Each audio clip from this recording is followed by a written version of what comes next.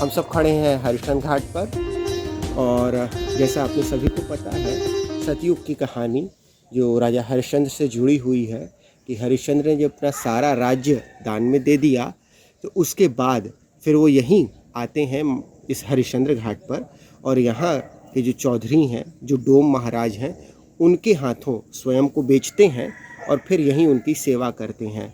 हरिश्चंद्र ऐसे राजा जिन्होंने अपने नियम के लिए अपने जो उनके रूल्स एंड रेगुलेशंस हैं उसके लिए उन्होंने अपनी पत्नी से भी जो है जो कर मांगने से इनकार नहीं किया। ये तो एक सतयुग की कहानी हो गई।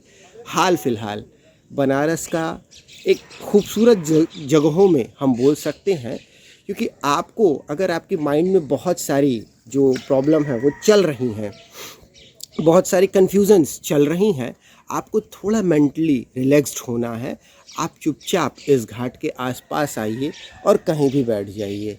फिर अपने आपको जो संसार की वास्तविकता है, जो रियलिटी है वो दिखने लगती है और फिर अपने आप अपनी जो सभी प्रॉब्लम्स हैं उसके ऊपर विजय पा सकते हैं।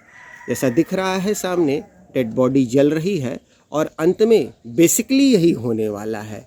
इसलिए जितना भी अपना समस्या है, जितनी भी अपनी जो इच्छाएं हैं उनके ऊपर हम कंट्रोल कैसे कर सकते हैं, ये घाट सबसे अच्छा सिखाने के लिए है।